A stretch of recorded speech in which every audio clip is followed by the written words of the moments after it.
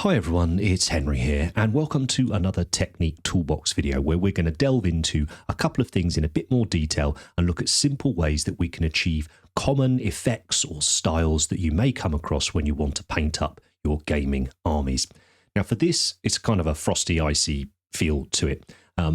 Corvus Belli sent us through the Warcrow starter box wins from the north a little while back, and you'll have seen I've done a bunch of videos on the stuff from there, namely the Northern Tribe stuff, and a launch edition miniature accompanied it. It was this ice bear, and I've been desperate to do something with it because I just think it's really cool. So I decided, right, let's look at how we could do a frost weapon and how we could do simple snowy bases. So let's paint.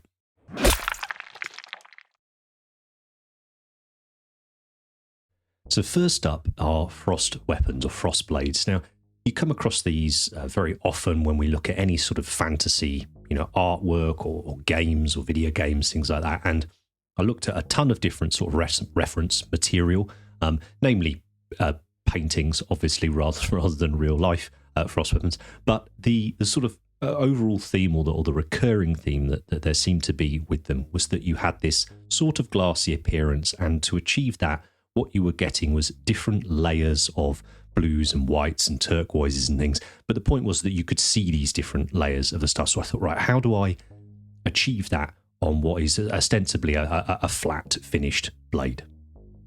Well, first up, we're going to start with a blue base. Now, I've chosen steel blue here. This is the previous edition of Vallejo Model Air. I don't know what the equivalent colour is called now. They may well have changed it. But the reason I'm using this blue, so if you haven't got this, you can find a similar one, is that it's nice and fluid, so it's very easy to paint with. I haven't got to thin it down much, but also it's a really punchy, powerful, vibrant, saturated blue colour. So you can see here, when I'm spreading it out on the bit of palette paper, it's got that lovely deep blue, icy vibe to it. So that's what I'm looking for in the paint. If it was kind of a bit more desaturated, a bit more boring blue, I don't think it would work as well. And this is just the blue that's going to shine through in a handful of tiny, tiny areas on the blade. This is all about building up layer upon layer upon layer of detail. Every individual stage, very, very simple, but hopefully what we have is the whole being greater than the sum of its parts. So I'm just going to base coat the blade with the blue. I haven't thinned this at all. This has just gone on my wet palette, so it's been slightly diluted just because it's on the wet palette. But other than that, this is straight out of the pot. Using a nice big brush to do it with, and just trying to get a nice smooth finish. Now, with these Technique Toolbox videos, I want to try and leave as much footage as I can in sort of real time where it's appropriate, just to give you an idea of what you're going to be looking at if you're trying to replicate it yourself. Now for the white, again, I've chosen previous edition Vallejo model colour. I haven't picked up many of the new ones. I don't love them if I'm honest, but I really like the old ones. But the reason I like the old model colour white is it is a nice thick white that thins nicely or dilutes well with water. And I'm able to achieve a fairly smooth finish with it. It's one of the issues with a lot of white paints is you sometimes get quite a chalky finish with it. I don't find I get this with this particular white paint. And then I've really heavily thinned this on my wet palette. We're talking, a pea-sized blob of paint, and then I've probably put 3 brushes worth of water into it from my water pot. It's really, really, wishy-washy paint. And as I'm applying it to the model, you see I'm not just sort of painting it on with normal sort of broad brush strokes. I'm sort of dabbing it and stabbing it and doing crisscrosses and all the rest of it. And I want to try and create a blotchy look to this.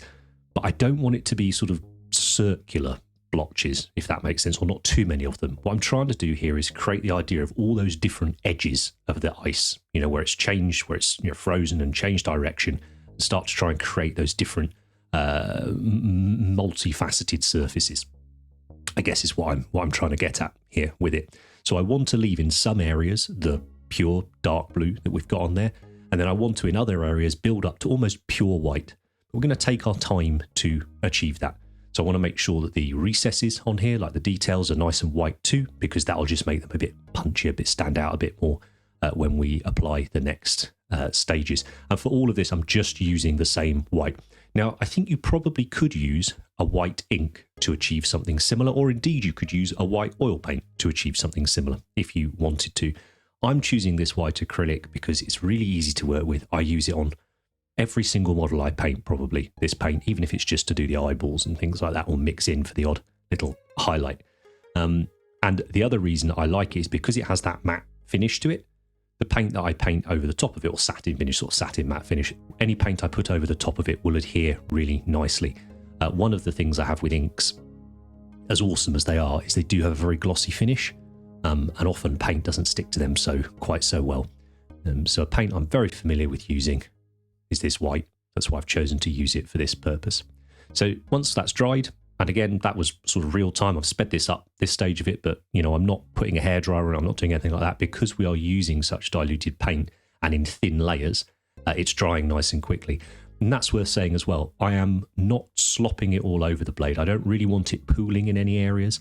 I don't want to create those little tide marks or anything like that. And something to be conscious of when your paint is that thin or diluted, that can occur.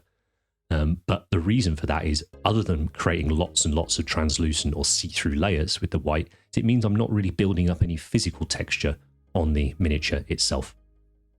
Now, when it comes to the blues, we're looking for, just like our base coat blue, we're looking for punchy blues, okay? But blues that have a really high level of translucence, so we can see through them very easily. But ideally what we want is something that's still a powerful colour that we can see through. And paints like Games Workshop's contrast paints are exactly that. There are other paints from other brands that have very, very similar properties. I have the entire contrast set, so it's why you see me use it a lot in the videos. They sort of brought them out pretty early on, and I've just enjoyed using them. So that's why you'll see me use these. But a lot of other brands will do similar types. The point that we're looking for is a punchy colour that's really, really see-through. Now I'm going to start off with Briar Queen Chill. The names just tell you what you're meant to do with them, basically, right? Frosty, icy, all the rest of it. But I'm going to start with the lightest blue. So we're going to work light to dark in this case. So I've chosen the Briar Queen one, and this is really just to give the overall blade just that slight blue hue to it, or pale greeny blue hue to it. And I've thinned this on my palette with roughly 1-to-1 with water, something like that. If in doubt, err on the side of a little bit too thin, too dilute. And I've put 3 coats of it on in the end. You can see it's a very pale colour. It's covering the white, it's staining the white, that blue, but really anything else that isn't the pure white, it's not doing an awful lot too, which is perfect. So it's essentially creating our highlight blue colour by popping it on there. I absolutely love this mini. I've loved painting these Winds from the North minis. They're just something a bit different. They're nice and big, which helps. I haven't loved working with the Sirecast, if I'm honest, the material they're made of, but the miniatures themselves are cool enough that doesn't really bother me. And yeah, it's just a ton of fun. And again, it was, if I want to try something out, painting icy weapons and stuff, a nice big mini that I'm enjoying painting is a perfect canvas for it. So now we're going to start moving down through slightly darker colours. So I've chosen, I think this is Ethermatic Blue, but basically a slightly more turquoisey blue. And I've just done a few little splotches of that all over. Not many, just a few, thinned a similar amount. And then we'll go again with a slightly darker blue again. So this one, Frost Heart, just a few little splotches here and there. Nice and careful, because again, it's a dilute mix. It will come off the brush very, very easily if we're not careful. So we're quite deliberate where we're placing it. And this is just to build up those different depths of colour and different tones across the blade. Now I'm moving to a paint called Huldra Blue. Now this is by Scale 75. This is their fantasy games range. Really saturated, powerful sort of turquoise colour. I'm sure there's a contrast paint that's similar, but I love using this paint and I haven't used it in ages, and I thought this was a great opportunity to do that. And I've thinned this down to basically a wash consistency, so again, very, very dilute mix. And here I'm just going to glaze it into opposite ends of the blade on the front and the back. This is just to add a little bit of interest to it, so make it, a little bit of value contrast in there. What I was really keen to ensure I didn't do was make it look like a power weapon. I wanted it to look like this icy, frosty blade. So I didn't go overboard with that value contrast shading at either end, but I felt a little bit was needed. I did a few test swords, and the ones without it weren't quite up to snuff. And now we're going to go back in with our white, slightly thicker this time, maybe only 2 drops of water to paint, something like that. And now we're just going to start loads and loads of tippy-tappy chips, so all along the edges and onto the surfaces in certain areas as well, creating lots of scratches, lots of chips. This is effectively edge highlighting, but we're not looking to do one perfectly smooth edge highlight line. We want to do this little dabbing on because it helps to create those ideas of all the little chips all over the place on the blade. Now I'm going to leave this in, all this footage, because this really, for me, is when the whole thing comes together. It can look a little bit messy beforehand, but you start doing this and you start seeing it build up and you layer it upon. I'm not trying to complete any one area in one go. I'm taking my time working around, and it was very, very exciting. I am now sat going, oh, what projects can I do where I can do loads of frost blades? Because it's got me pretty pumped playing around and developing this sort of my own version of this look. I just wanted to say a huge thank you to those of you that support us over on Patreon. You get another tutorial video most weeks over on Patreon. It tends to be from Andy most of the time, focusing in on sort of high-end display painting very often, and usually 3, 4, 5-part series. He's just finished his Golden Demon one. That's like a 2-3 hour series on his wonderful Wood Elf diorama. But we also do cover our personal sort of army projects over there as well. There's also access to exclusive Patrons, where we do a Q&A session every week. And on top of that, it's just the support that you guys give us over on there. It allows us to create all this content for you, which I hope you're enjoying, but also allows us to do things like the MPO competitions, like the online we've got coming up in November, and the in-person one again next year. It allows us to develop the miniatures ranges, which you're going to see a new one of in November, and all of the sorts of other things. And it wouldn't be possible without the support from the patrons. So we're really, really grateful. And if for any reason you can't support us over there, then hit the like button, hit subscribe, hit comment, the stuff you hear every YouTuber say. It does make a massive difference, particularly to little channels like ours that are kind of just boring painting tutorials. This makes a huge difference if you can sort of talk about them and share them. So we really appreciate all of that. You can see here, as I've been wittering on, building up. And we've got all these wonderful different sort of blue tones over the model. We've got value contrast on there from little dark areas of blue showing through in just tiny areas. It was at this point I realised there was a secondary edge, as it were, on the blade, which was really cool because it allowed you to add that extra layer of detail. It was quite, it was very satisfying, if I'm honest, finding it and then painting it in. And you see here, I'm just using the side of my brush. I'm not using the tip here. I'm just ever so lightly touching it so it's painting across where that ridge is. And it'll just pick it up. You're just being gentle, really. And if any areas I blob the white on a little bit too thick, I make the chip a little bit too much, that's when you'll see me putting in the little scratches just to break the area up. So it kind of creates random placement of them, but it also means that I can fix any muck-ups that I do with it. And I'll do the back of the blade here. I really should have painted the back of the blade first and then done the front, because I think I'm happier with the back. Really frustrating, and it's something I normally remember to do when I'm painting a mini, is start on the bit that you don't see as often, and then warm up almost on that, and then nail it on the bit that you want to take show off from. But it's not the end of the world. But this took in real time. This was, I don't know, maybe 10 minutes. This whole blade is 100% is a one hobby session paint job, and this is a big mini. You can see the size of the blade there. It's longer than the ferrule on the paintbrush, and it's a standout part of this model. I think the model's awesome. There's these part of the northern tribes that got these shapeshifters. One of the elements I really like about Warcry is the mixed races in the different factions. I always like it in fantasy games when they do that. And you've got these shapeshifters, that morph into spirit animal type things, and this guy's the ice bear. And yeah, it's just got this whopping great blade, and I just thought that's got to be a frost weapon, hasn't it? Just got to be. And then you can see, as I said, that's taking 6-7 minutes, something like that, in real time, and I just love the result with it. I'm going back in here now and just doing a little bit of fiddling. So I've gone back into, I think this was the mid blue that we used, but basically they're all on my palette. They're really, really diluted because they were dilute anyway, and they're sat on a wet palette. And I'm just glazing one layer of that blue over the blade just to bring that colour back up a little bit more rich. And if necessary, pop back in with the white and do the odd little, extra scritch and scratch, just so you've got some areas of pure white on there as well. But again, because we are using such thin layers of paint all the time, we're never really at risk of building up too much texture on the miniature. We're not going to obscure any detail. We can just kind of relax and enjoy those processes, which I hope you can hear from my voice I did on this one. Just got to figure out something I can do this with.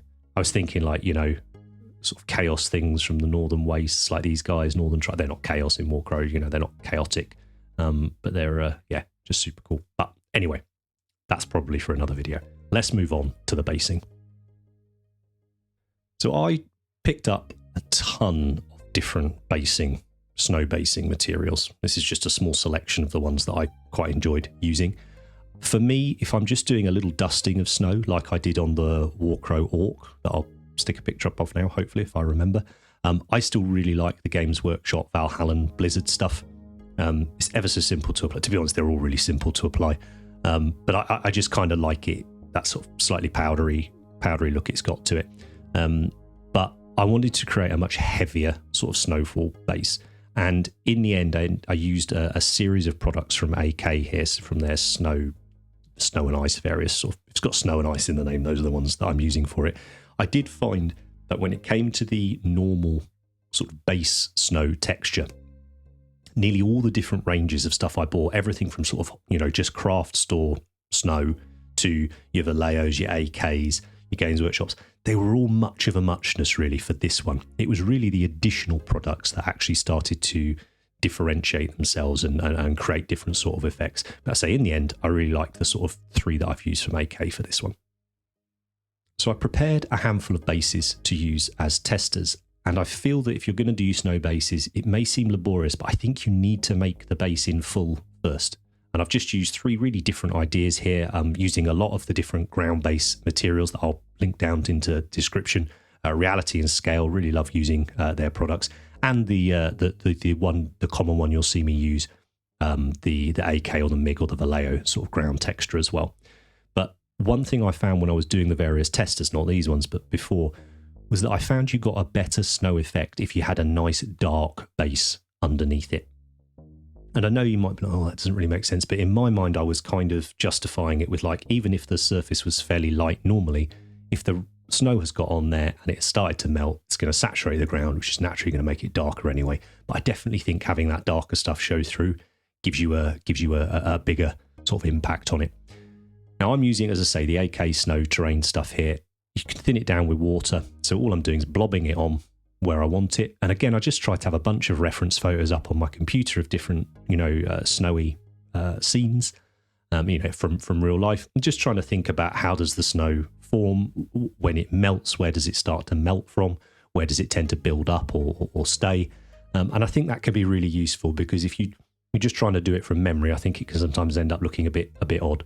But you see here, I've blobbed it on neat, as it were, and now I'm just going in, I've dipped my brush in pot of water, and I'm going in and I'm just thinning it out in different areas.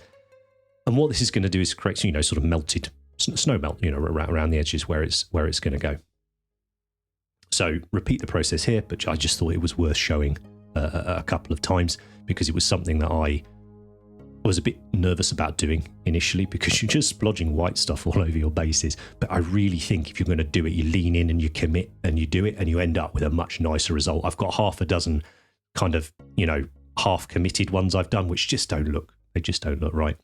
So here I'm wetting it down quite a lot more, you can see.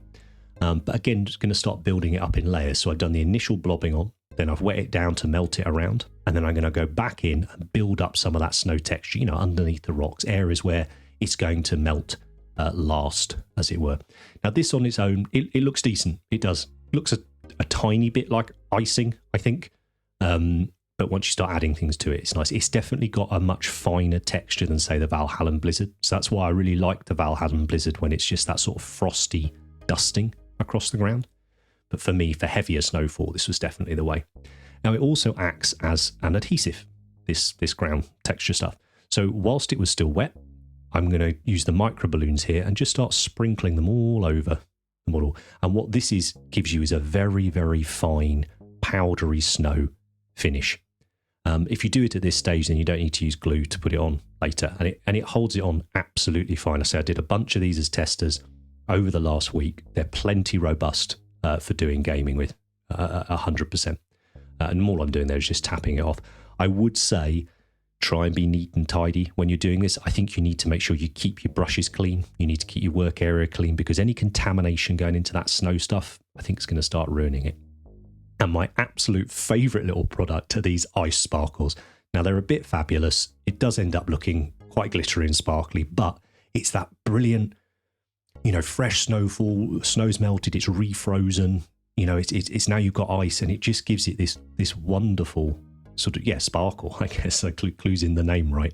But that added level of detail for me, absolute game changer. And as you've seen, incredibly simple. So I hope you guys have enjoyed another Technique Toolbox. If down in the comments, if there's certain things you come up against, we've covered a ton of things now, but if there's stuff that you'd like to cover in these slightly more focused, in-depth, but still very much gaming, painting focused videos, let me know in the comments, because I'd love to cover them, and when I find the right minis to do them on, I'll absolutely do them. And I must say, these Warcrow ones have given me a bunch of minis, canvases, I guess, to do these videos with, and I think I'm really pleased with how they come out, if I'm honest. The tufts, incidentally, I bought a load of snow tufts from various companies. I just don't like snow tufts. Something about it. I think tufts where you blob the snow on and stuff ends up looking a bit better, but that's just personal opinion. I'm really quite keen to have a go at making a genuinely sort of ice base as well. I think that could be quite interesting for a video in the future, but I feel like that will be a lot more of an involved process, and it's something I want to go away and really nail before I try and produce a video on something like that. So if you've got any questions about anything I've done in the video, pop them down in the comments and I will get back to you as soon as I can. Thanks ever so much for all of your support. Take care, and I'll see you next time. If you've liked any of the models in this video and you fancy having an army of them yourself, but perhaps you don't have the time or wherewithal to get it done, consider dropping us an email at commissions@cultofpaint.com, and maybe Ben can sort you out.